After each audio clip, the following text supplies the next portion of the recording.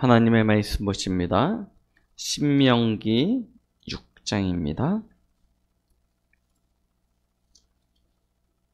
신명기 6장 1절부터 3절까지 말씀을 같이 보시겠습니다. 신명기 6장 1절로 3절까지 찾으셨으면 우리 같이 합독하십니다. 이는 곧 너희의 하나님 여호와께서 너희에게 가르치라고 명하신 명령과 규례와 법도라. 너희가 건너가서 차지할 땅에서 행할 것이니 곧 너와 내 아들과 내 손자들이 평생에 내 하나님 여호와를 경외하며 내가 너희에게 명한 그 모든 규례와 명령을 지키게 하기 위한 것이며 또 내 나라를 장구하게 하기 위한 것이라.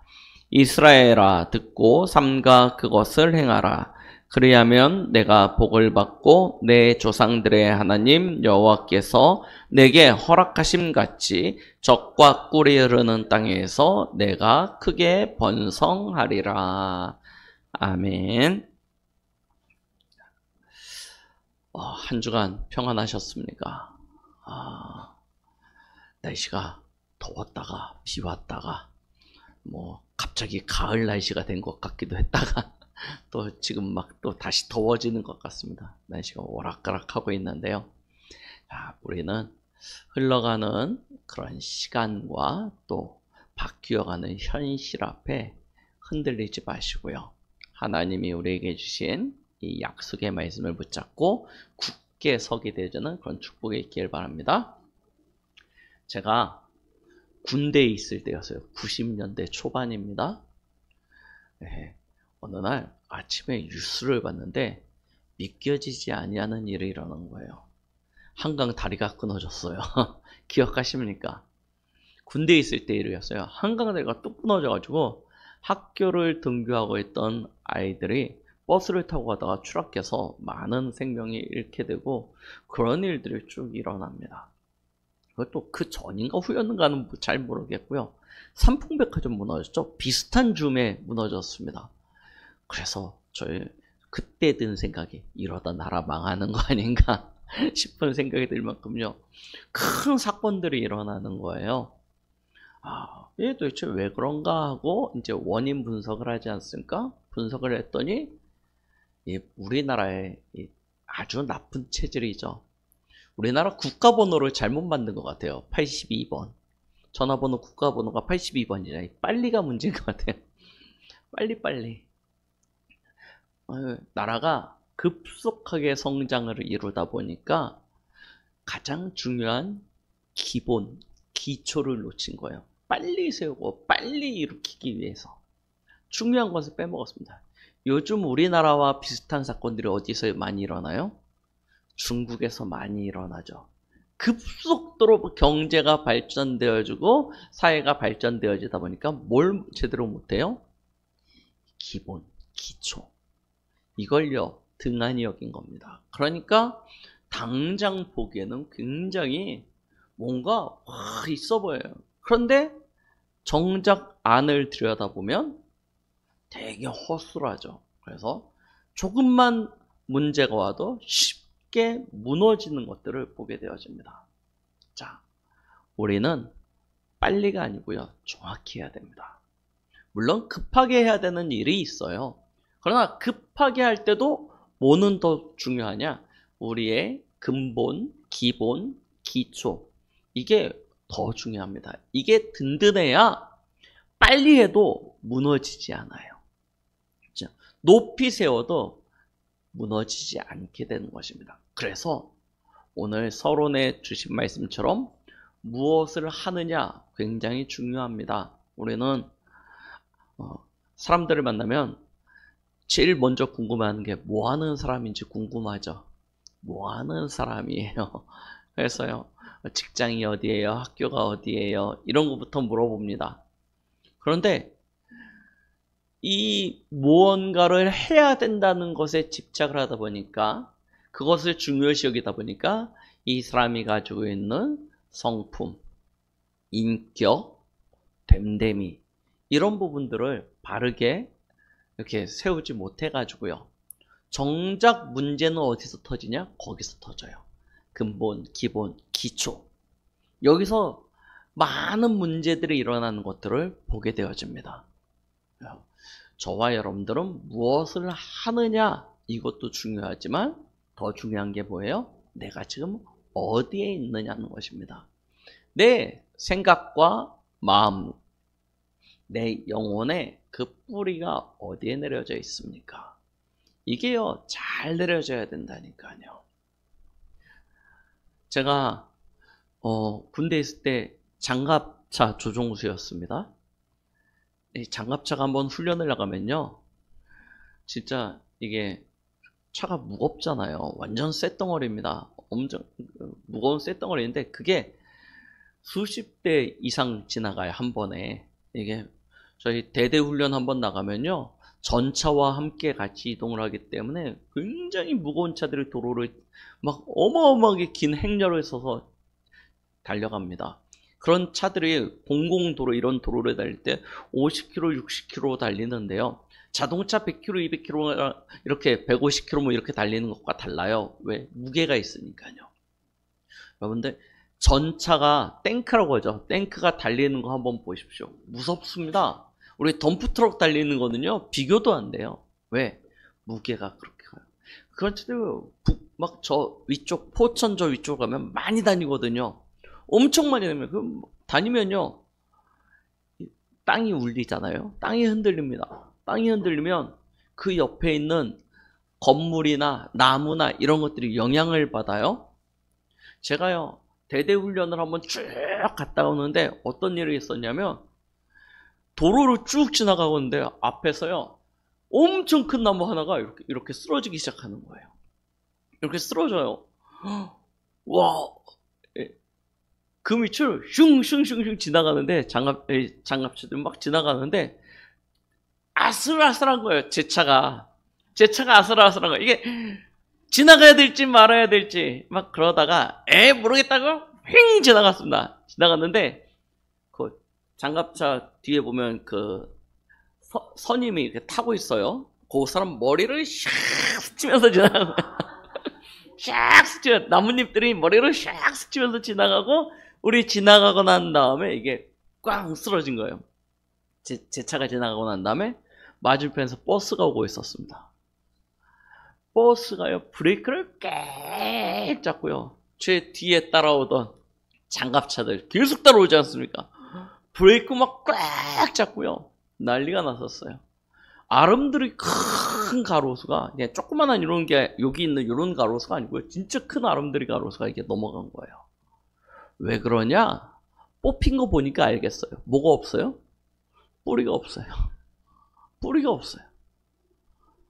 그러니까요, 나무는 큰데 뿌리가 견고하지 않으니까 그 큰 차들이 막 다니니까 결국 어떻게 되냐?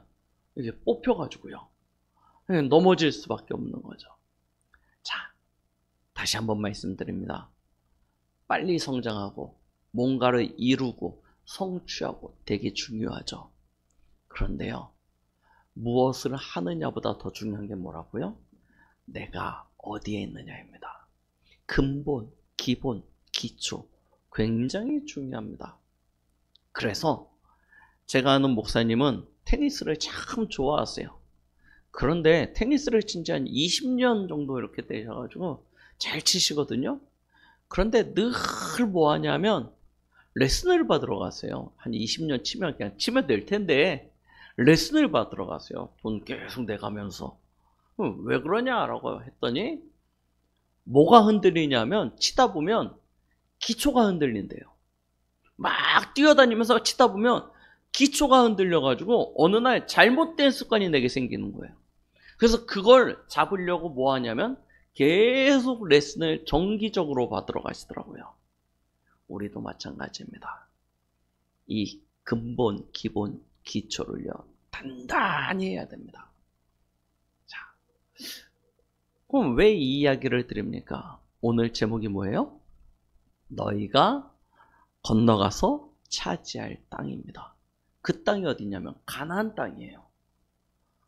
하나님은 왜 이스라엘 민족에게 가나안 땅으로 가라고 이야기하십니까? 가나안 땅, 지금 이스라엘이 있는 땅이죠. 가만히 보면 썩 좋은 땅이 아닙니다.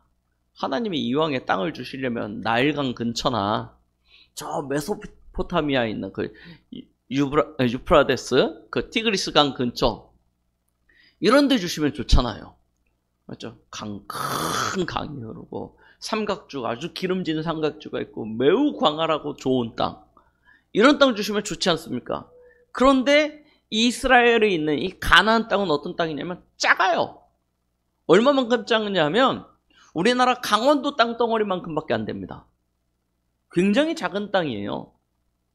자, 그 작은 땅, 그것도 대부분이 뭐로 이루어지냐면 이 골짜기 산지와 골짜기로 이루어져 있습니다. 그러니까 강이 흘러서 머무르면서 삼각주가 만들어져서 기름진 평야 이런 게 있을 수 없는 땅이에요. 비가 오면 확 와가지고 물이 쭉 흘러가지고 급류 만들어졌다가 쑥 빠지고 나면 다시 메마른 땅, 이런 땅입니다. 사람이 살기에 그렇게 좋은 땅이 아니에요. 더군다나 시대가 흘러오면서 지금은 어떻습니까? 우리 이스라엘이 그 땅을 차지하고 난 이후에 제일 고민이 뭐예요? 물이 고민이에요. 마시는 물도 고민이지만 정작 물이 고민이 되는 건 뭐냐면 농사를 지을 수 없는 땅이라는 것입니다. 메마르고 척박한 땅이었어요. 그런데 하나님이 오늘 말씀이니까 적과 꿀이 흐르는 땅이래요. 하나님이 거짓말을 했어.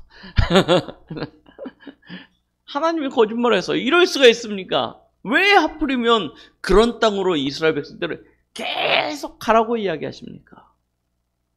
그렇죠? 우리는 이유를 알아야 된다니까요. 왜 하나님이 그 땅으로 가라고 하는지. 자, 그 땅은 하나님이 약속하신 약속의 땅입니다. 그런데 왜 거기로만 가야 합니까? 하나님이 창세기 12장에 보면 아브라함을 부르시죠? 저 아브라함이 살던 땅은 어디냐면 우르 땅이에요. 우르 땅이 어디냐면 아까 말씀드렸던 저 유프라테스와 티그리스 강 사이에 있는 아주 기름지고 좋은 땅이에요. 그 땅은요, 무역 도시이기도 하고요, 농사 짓기도 좋고요, 사람 살기에도 굉장히 좋은 땅입니다. 근데 거기서 하나님이 불러내서 이야기하세요. 너는 너의 본토 친척 아비 집을 떠나서 내가 내게 지시하는 땅으로 가라. 그렇죠? 왜 그 땅으로 가야 됩니까? 그 땅으로 가면 내가 내게 복 주겠다는 거예요. 그리고 내가 너를 창대케 하고 너를 번성케 해서 네가 복이 될 것이다. 왜 그 땅으로 가라고 이야기하십니까? 아니, 아브라함에게만 그렇게 얘기하시면 되는데 그의 아들이었던 이삭에게 또 말씀하시죠. 기근이 너무 심해가지고 다 죽게 됐어요. 사람뿐만 아니라 가축들과 다 죽게 됐습니다. 그래서 살려고 애굽으로 내려가려고 하잖아요. 그래서 내려서 어디까지 왔냐면 블레셋 땅까지 온 겁니다. 이 블레셋 땅하고 이 가나안 땅이 마주하는 그 접경적, 지금으로 따지면 팔레스틴 지방에 딱 도달하게 된 거예요. 애굽으로 내려가려고 합니다. 근데 하나님이 뭐라고 했냐면 내려가지 말고 내가 내게 지시하는 이 땅에 유하라 라고 얘기합니다. 네가 이 땅에 거하면 내가 내게 복을 주겠다라고 말씀하세요. 왜 하나님이 이 조그맣고 척박하고 살기에 안 좋은 이 땅에 계속 있으라고 이야기하는지. 자, 보세요. 야곱이 형 에서와의 갈등, 아버지 속여먹고 형 에서와의 갈등으로 인해서 도망가지 않습니까? 어디로 도망가냐면 하란 땅으로 도망갑니다. 하란이 어디냐 하면 저기 지금 바벨로니아가 있는 그 땅이에요. 이란, 이라크에 있는 그 강가에 아주 좋은 땅입니다. 자, 그 땅으로 도망갔어요. 그래서 거기서 큰 부자가 되어집니다. 그럼 거기 계속 살면 되잖아요. 하나님이 뭐라고 이야기하시냐면 창세기 31장에 네가 태어난 땅으로 돌아가래요. 아니, 그 땅에 계속 살면 거기서 터 잡고 거기서 번성하고 거기서 살아서 거기서 나라를 이루고 거기서 저 강대국이 되어지면 훨씬 더 좋을 것 같지 않습니까? 근데 하나님이요, 다시 가나안 땅으로 가래요. 도시 좋은데 떠나서 다시 시골 저 총구석으로 다시 가라고 합니다. 왜 하나님이 그렇게 가라고 이야기하시는지. 땅으로만 보면 별 의미가 없다니까요. 하나님이 400년 애굽에서 노예되어졌던 이스라엘 백성들을 거기서 구원하십니다. 구원하실 때 모세에게 출애굽기 3장에 먼저 나타나셔서 그에게 말씀하시죠. 내가 이 백성의 아픔도 고통도 보았고 들었고 이제 그들을 건져내겠다. 그들을 살리겠다. 구원하겠다 하시면서 뭐라고 이야기하시냐면 내가 그들을 건져내서 적과 꿀이 흐르는 땅, 저 가나안 땅으로 그들을 이끌어갈 것이다 라고 말씀하세요. 고센 땅 아십니까? 고센 땅. 나일강 하구에 있는 진짜 기름지고 좋은 땅이었습니다. 요셉이요, 그냥 그 땅을 이야기한 게 아니라니까요. 이스라엘 백성의 원래 특기가 뭐였냐면 목축업입니다. 목축업. 농사를 짓는 게 아니고 야곱의 후손들이 원래 이스라엘 땅이 농사를 지을 수 없는 땅이다 보니까 목축업을 주로 해요. 양 키우고 말 키우고 이렇게 동물을 키우기에 굉장히 좋은 땅이에요.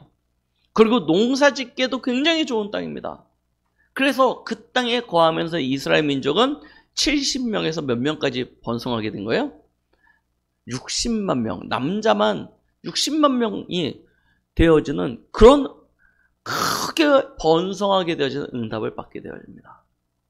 그런데 하나님이 그들을 이끌어내서 다시 가나안으로 가라고 이야기하십니다. 왜 이처럼 가나안 땅을 계속 말씀하십니까? 그 땅은 하나님이 약속하신 약속의 땅이기도 하지만 그 땅 위에 하나님의 은혜가 있습니다. 말씀드렸죠? 우리의 생각으로 보기에는 좋은 땅이 아니라니까요. 비가 오면 이 비를 어디다 담아두고 그래서 이 땅이 물을 머금고 농사를 지을 수 있으면 좋은데 그럴 수 있는 환경이 안 돼요, 아예. 그래서 항상 적과 꿀이 흐르는 땅이라고 이야기할 때는 뭐가 있냐면 하나님이 이른 비와 늦은 비로 또 아침과 밤으로 하나님께 뭘 주시냐면 이슬을 통해서요, 그 땅을 촉촉하게 만들어 주시는 거예요. 하나님의 은혜가 항상 임해야지만 살 수 있는 그와 같은 땅입니다. 하나님이 비를 그치게 하시거나 하나님이 이슬을 주지 않으면요, 풀 한 포기조차 자랄 수 없는 땅이에요. 24시 하나님의 돌보심이 있는 땅, 그 땅이 가나안 땅이에요. 그 땅으로 가라고 하는 것입니다. 그렇죠? 그 땅은 어떤 땅입니까? 오늘 말씀으로 주신 것과 같이 적과 꿀이 흐르는 땅, 하나님의 은혜가 임하면, 하나님의 돌보심과 하나님의 은혜가 있으면 그 땅은 어떤 땅이 돼요? 적과 꿀이 흐르는 땅이 돼요. 그런데 하나님의 은혜가 그치는 순간 그 땅은 어떤 땅이 돼요? 저주와 고통의 땅이 되어집니다. 그렇죠? 그런 땅이에요. 자, 하나님이 그 땅을 신명기 5장 마지막 말씀이죠. 하나님께서 그 땅을 이들에게 유업으로 주신 것입니다. 그들에게 기업으로 주셨어요. 그렇죠? 31절입니다. 너는 여기 내 곁에 서 있으라. 내가 모든 명령과 규례와 법도를 내게 이르니 너는 그것을 그들에게 가르쳐 내가 그들에게 기업으로 주는 땅에서. 자, 땅이 사실은 기업이 된다는 얘기가 아닙니다. 우리 땅 차지할 거, 우리 부동산에 관심이 많으니까 항상. 그렇죠? 땅 차지할 것, 이것만 생각을 하는데 하나님이 땅을 기업으로 주신다는 게 아니에요. 이 이야기는 하나님이 그들의 기업이 되시겠다는 것입니다. 그래서 하나님이 채우시고 돌보신다는. 그러면 하나님이 왜 그토록 가나안이라는 그 땅, 그 지경을 계속 이야기하시냐? 왜 거기로 가야지 하나님이 복을 주신다고 하시냐? 근본이라니까요. 그걸 알려주시는 거예요. 우리의 근본이 어디에 있어야 하느냐. 자, 가나안 땅은 어떤 땅이라고요? 하나님의 보호하심, 하나님의 돌보심, 하나님의 은혜가 항상 머물러 있어야지만 기름지고 젖과 꿀이 흐르는 땅이 되어집니다. 자, 이걸 통해서 뭘 알려주시냐면 우리의 근본은 어디에 있어야 돼요? 하나님 안에 있어야 됩니다. 하나님의 은혜 가운데 있어야 됩니다. 하나님이 사람을 그렇게 창조하셨어요. 우리는 농사 잘 짓고 번성할 수 있고 풍요롭고 이런 거 좋아하잖아요. 그러다 보니까 뭘 하냐? 근본을 하나님께 두지 않는 그런 습성을 가지고 있습니다. 자, 이 습성은 어디서부터 만들어졌냐? 창세기 3장이요. 하나님은 사람을 하나님의 형상으로 만들고 영적인 존재요, 하나님과 교제하며 하나님의 은혜 가운데 사는 존재로 창조하셨는데, 어느 날 에덴 동산에 있었던 아담과 하와에게 이 마귀, 사단이 찾아옵니다. 찾아와서 뭐라고 이야기하냐면, 너 하나님 안에 있을 필요 없어 라고 이야기하는 거예요. 하나님 안에 있을 필요 없어. 네가 하나님과 같이 되어질 수 있어. 그렇게 이야기합니다. 이렇게 직접적인 표현은 안 했죠. 뭐라고 이야기하죠? 하나님이 동산에 있는 모든 나무의 열매를 먹지 말라고 하더냐라고 이야기합니다. 그때 하와가 이야기하죠. 다 먹어도 되는데 동산 중앙에 있는 선악을 알게 하는 나무의 열매는 먹지도 말고 만지지도 말라. 혹시 죽을까 하노라 하셨다라고 이야기해요. 하나님은 먹으면 정령 죽으리라라고 이야기했는데, 하와는 죽을까 하노라라고 그 하나님과의 약속이 희미해진 것입니다. 그렇죠? 그때 하는 이야기입니다. 너희가 결코 죽지 아니하리라. 먹어도 죽지 않는데요. 도리어 하는 얘기가 뭐냐면, 너희가 그것을 먹는 날에는 너희 눈이 밝아져서 하나님과 같이 되어 선악을 분별하게 될 줄 하나님이 아시기에 먹지 말라고 한 거야 라고 이야기합니다. 그 이야기가 곧 이 말이라니까요. 하나님의 은혜, 하나님의 돌보심, 하나님의 그 축복 없어도 돼. 없는 것이 더 나아. 네가 하나님과 같이 될 수 있어. 네가 너의 인생의 주인이 되어주고 네가 너의 인생의 주권을 가질 수 있게 되는 거야. 네 마음대로 네가 하고 싶은 것, 네가 꿈꾸는 것, 네가 이룰 수 있는 그런 세상이 올 거야. 그러니까 하나님 없는 게 너에게 훨씬 더 나아 라고 이야기하는 거죠. 자, 이게 뭐가 되어져요? 죄입니다. 하나님의 언약을 잃어버리고 하나님이 먹지 말라고 한 선악을 알게 하는 나무의 열매를 따먹은 것. 그 사단의 말을 듣고 나서 선악과를 보니까요, 어떻게 표현하고 있어요? 먹음직도 하고 보암직도 하고 지혜롭게 할 만큼 탐스럽기도 한 나무인지라. 하와가 먼저 따먹고 그것을 아담에게도 주매 아담이 그것을 같이 먹게 되어집니다. 따먹은 것, 이게 물론 잘못됐죠. 그러나 따먹기 전에 이미 그 마음과 생각과 영적인 상태가 하나님을 떠나 있는 상태인 거예요. 하나님을 떠나 있는 상태다 보니까 뭐가 돼요? 그것을 따먹는 결과가 만들어진 거죠. 그래서 성경은 죄를 이렇게 이야기합니다. 이렇게 행하였으니 네가 죄다. 아니에요. 이미 그것을 할 수밖에 없는 너의 마음과 생각의 상태, 그 영적인 상태가 이미 죄라는 거예요. 이 죄에 딱 물들어진 결과 그 영혼이, 그의 인생이 완전히 하나님을 떠나서 어디까지 가요? 사단에게 잡히게 되는 것입니다. 자, 보세요. 동기가 매우 악하다니까요. 납니다.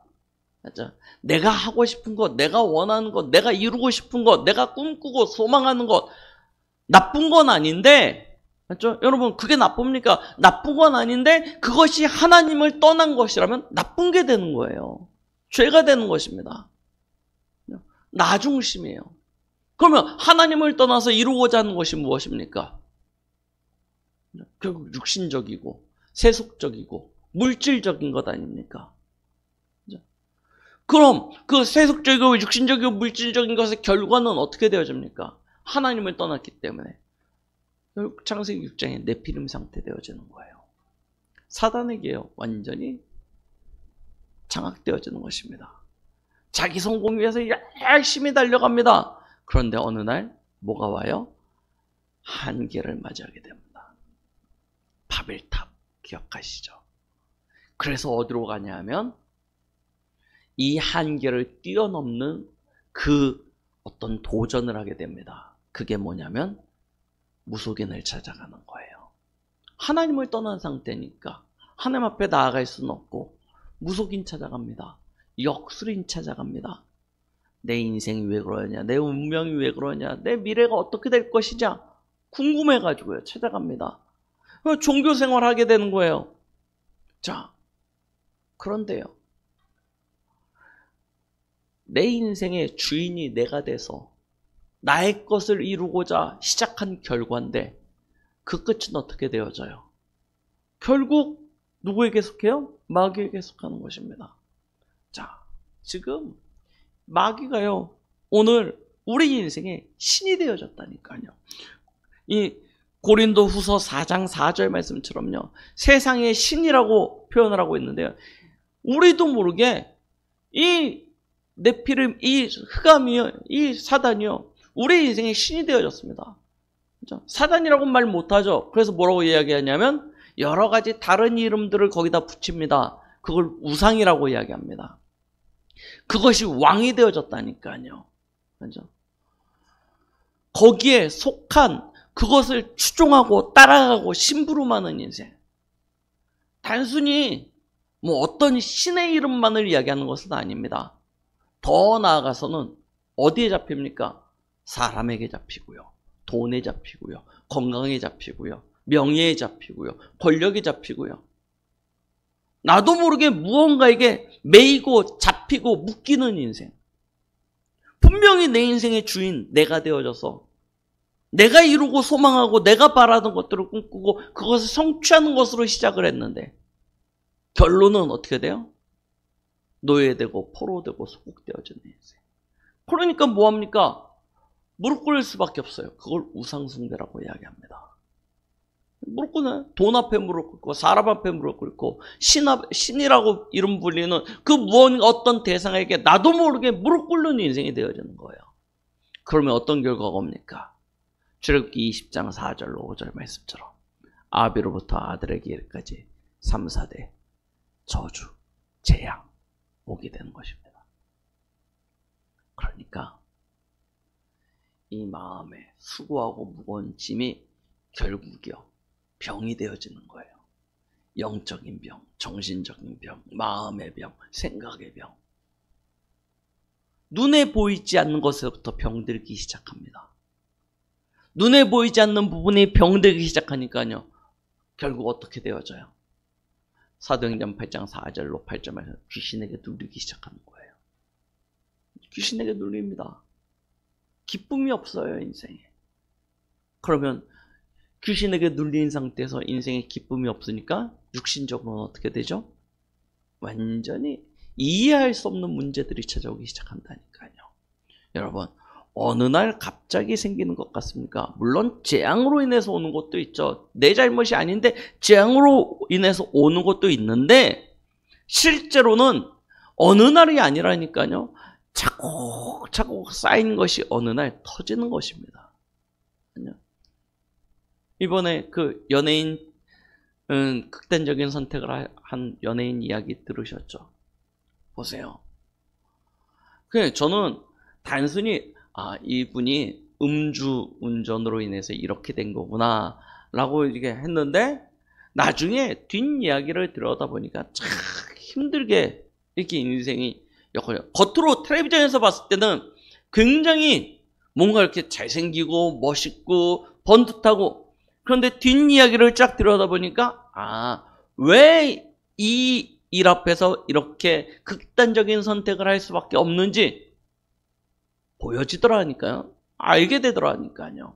그냥 어느 날이 아닙니다. 그냥 술 한잔 마시고 운전했다. 그러다 걸렸다. 이게 뭐 저거 되겠습니까? 그런데 그 이면에 그 일이 도화선이 되어져서 극단적인 결론으로 갈 수밖에 없는 배경이 있다니까요. 우리 인생에 우리도 모르게 배경이 있습니다. 그런 배경들이 차곡차곡 있어요.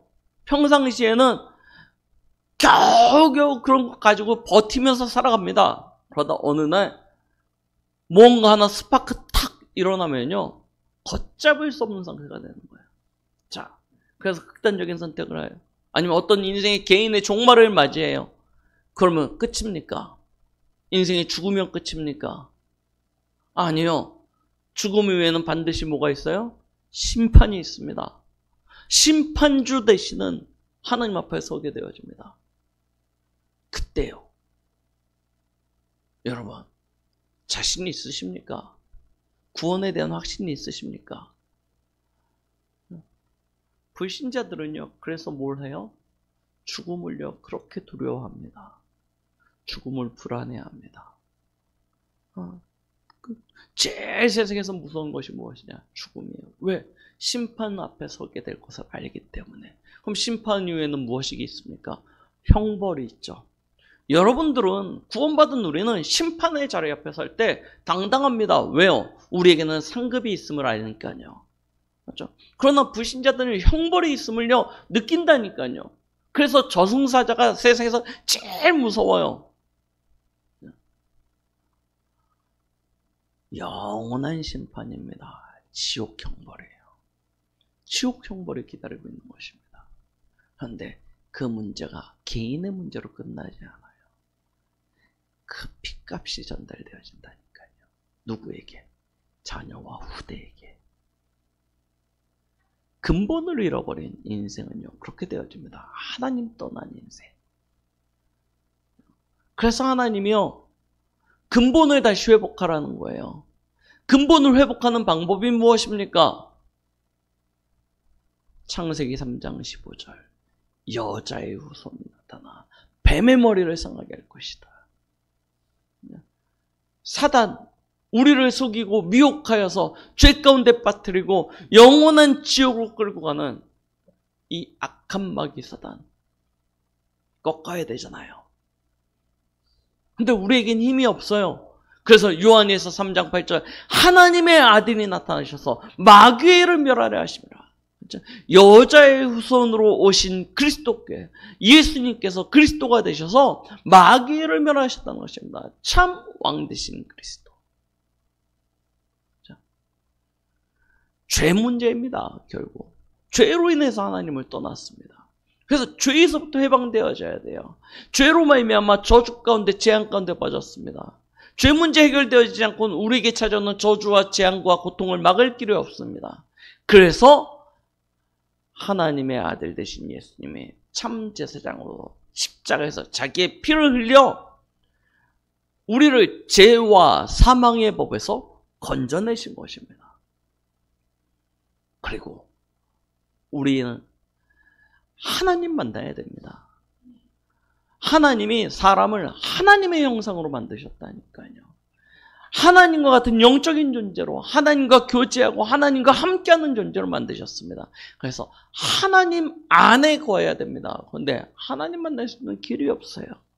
그래서 예수님이 참 선지자로 오셨습니다. 내가 곧 길이요 진리요 생명이니 나로 말미암지 않고는 아버지께로 올 자가 없느니라. 그냥 하나님 만나는 길이 되어주신 거예요. 자, 그러면 도대체 가나안과 그 그리스도가 무슨 상관이 있습니까? 바로 예수가 그리스도로 오실 땅, 그 땅이 어디입니까? 가나안 땅이에요. 자, 예수 그리스도를 통하여 다시 하나님 안에 하나님과 함께하는 축복을 회복해야 된다는 것입니다. 지난주에도 말씀드렸죠. 사람은 개나 고양이가 아닙니다. 사람은 하나님의 형상을 가진 영적인 존재입니다. 하나님과 함께할 때만 모든 축복과 행복을 누릴 수 있게 되어지는 것입니다. 하나님과 함께하는 방법이 바로 그리스도 되신 예수님이십니다. 기름 부음 받은 자, 곧 구원자라는 뜻을 가지고 있죠. 구약에는 메시아라는 히브리어로 표현되어져 있고 신약에는 헬라어로 그리스도로 표현되어져 있습니다. 왕 되시고 선지자 되시고 제사장 되신 예수 그리스도. 그가 십자가에서 우리 인생의 모든 문제를 다 끝내신 것입니다. 그 그리스도를 믿을 때 우리는 다시 생명을 얻게 되어집니다. 맞죠? 요한복음 3장 16절 하나님이 세상을 이처럼 사랑하사 독생자를 주셨으니 누구든지 저를 믿는 자마다 멸망치 않고 영생을 얻게 하려 하심이라. 맞죠? 믿으면 생명을 얻는 거예요. 요한복음 5장 24절 믿는 그 즉시 사망에서 생명으로 옮겨졌다라고 이야기하고 계십니다. 그럼 어떻게 믿습니까? 그냥 믿습니다, 믿습니다 말하면 됩니까? 아니요. 로마서 10장 9절로 10절에 있어. 마음으로 믿어야 된다는 거예요. 마음으로 믿어. 자, 마음으로 믿어 의에 이루고 입으로 시인하여 구원을 받게 되어져 있습니다. 그렇죠? 그래서 그 입으로 시인하는 것, 마음으로 믿는 자가 입으로 시인하는 것을 보고 뭐라고 이야기해요? 영접이라고 한다. 영접. 믿음으로 예수 그리스도를 주로 시인하면 어떤 일이 일어나요? 하나님의 자녀가 되는 권세를 회복하게 되는 것입니다. 하나님의 자녀가 되는 거예요. 우리의 이 호적, 옛날 이름으로는 호적, 지금 이름으로는 가족관계 증명서라고 이야기하죠. 이게 바뀌게 되는 거예요. 여러분들의 이름이 하나님의 그 가족관계 증명서에 기록이 되는 것입니다. 하나님의 자녀로. 자, 하나님의 자녀가 되어진다는 것. 우리의 근본이 회복되어지는 것이죠. 성경은 그래서 이렇게 표현한다니까요. 하나님 떠난 인생을 돌감람나무에 비유합니다. 돌감람나무는 어떻습니까? 먹지 못하는 열매를 맺게 되어져요. 그죠? 기껏 쓸 수 있는 데가 어디죠? 저기 장작으로 씁니다. 장작. 그래서 영원한 이 지옥불에 던져진다라고 표현하기도 하죠. 그런 인생입니다. 그런데 어느 날 하나님께서 이 가지 하나를 똑 꺾었어요. 농부 되신 아버지께서 가지 하나를 똑 꺾어가지고 창감람나무에다 접붙임합니다. 접붙임해요.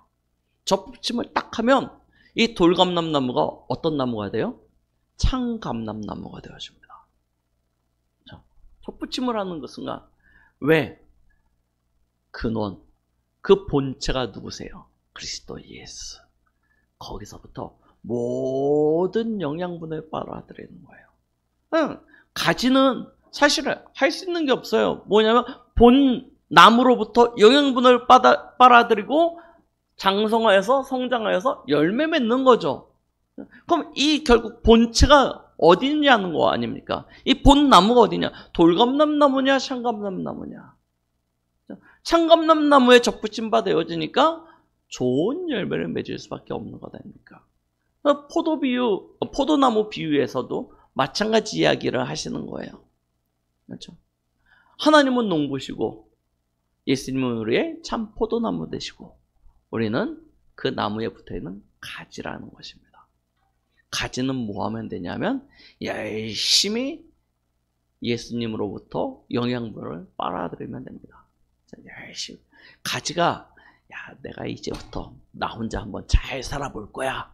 내가 내 인생의 주인이 되어주고 내가 이제 성장해서 내가 열매 맺는 인생 되어질 거야 라고 생각하고 본 나무로부터 영양분을 딱 끊어버려요. 이제 내가 한번 해보겠다고 본 나무로부터 영양분 딱 끊어버립니다. 그러면 그 순간부터 가지는 어떻게 돼요? 죽어요. 맞아, 죽어요. 열매 맺지 않는 가지는 어떻게 된대요? 아버지께서 잘라요. 맞죠? 잘라가지고 던져버리는 것입니다. 어디다가요? 영원한 지옥불에. 불 속에서 던져서 장작으로 쓰는 겁니다. 여러분, 무엇을 어떻게 하느냐 굉장히 중요하지만 그거보다 더 중요한 게 뭐라고요? 우리의 근본입니다. 근본을 가라는 거예요. 그리스도 예수로 말미암아 하나님과 함께하는 근본, 하나님의 은혜 가운데 사는, 하나님이 주시는 축복으로 살아가는 그 근본되어진 인생, 이거 회복하지 못하면 우리가 열심히 살아오는 결과, 우리가 무언가를 이루고 성취한 그 결과는 하나님과 하등 상관없게 되어지는 것이고, 도리어 그것은 우리의 인생의 저주와 재앙으로 찾아오게 되어집니다. 당장은 그죠? 넓은 다리가 놓여져 가지고 싱싱 잘 달리는 것 같죠. 어느 날요 뚝 끊어진다니까요. 높은 건물 잘 지어서 당장은 굉장히 화려하고 멋진 것 같은데 어느 날 문제가 오면요 우르르 무너지게 되는 것입니다. 그래서 저희는 조금 더디더라도 단단한 반석 위에 뿌리를 내고 거기다가 집을 짓는 것입니다. 그리스도 예수 안에서, 그리스도 예수 안에 우리가 하나님의 축복 가운데 들어가는 것, 이것이 우리 인생의 가장 큰 축복입니다. 맞죠? 하나님의 자녀로 신분이 변화되어져서, 맞죠? 하나님의 나라로부터 공급되어지는 모든 은혜와 축복을 누리며, 그리고 하나님의 권세가 나의 능력이 되어져서 그 권세가 권능이 되어지고 그 능력으로 말미암아 나와 모든 현장에서 빛을 비추고 살리는 자의 축복을 누리는 것, 이것이 참된 행복인 줄 믿습니다. 그렇죠? 그래서 저와 여러분들은 한 주간 이 행복을요 실제로 누려보시는 거예요. 실제로 누리세요. 어떻게요? 1부 때 말씀드렸습니다. 기도의 참된 축복 속에서, 그렇죠? 기도의 참된 축복 속에서 이 비밀을요 실제로 누리세요. 자, 말씀 붙잡고 기도하시기 바랍니다. 조용한 시간에 말씀 묵상하시면서 기도해 보세요. 이 말씀을요 조용히 읊조리시면서 내게 적용해 보시면, 나의 모든 이 영적인 문제, 오래된 재앙의 문제, 이 저주의 문제, 그리스도 예수에서 다 끝났음을 선포하시면서 그 힘을요 다 얻으세요. 여러분들 앞에 문제가 찾아오면 뭐 하면 되냐면 이 그리스도라는 답을 거기다 딱 적용해 보시는 거예요. 진짜 어떻게 하나님이 하시는지를 보시라니까요. 성령의 인도가 무엇이고 성령의 역사가 무엇인지 확인해 보세요. 진짜 위기가 찾아옵니까? 뭐 하시면 됩니까? 이 하나님 주신 권능이 능력으로 내 현장에 어떻게 나타나는지 기도를 통해서 확인해 보시라니까요. 이 한 주간 진짜 예수 그리스도 안에 있는 행복이 여러분들에게 사실로 체험되어지고 누려지는 그런 은혜가 있길 예수 그리스도 이름으로 축복드리겠습니다. 기도하십니다. 하나님 아버지 감사드립니다. 우리 충만한 교회 모든 성도들이 이 한 주간 말씀과 기도 속에서 진짜 행복을 맛보고 누릴 수 있도록 축복하여 주시옵소서. 그리스도 예수 안에 있는 것이 우리의 인생의 가장 큰 복임을 발견하고 그 행복을 누리며 많은 사람들에게 또 이 행복을 전달할 수 있는 축복과 응답의 사람들 되게 하여 주시옵소서. 예수 그리스도 이름으로 기도드렸습니다. 아멘.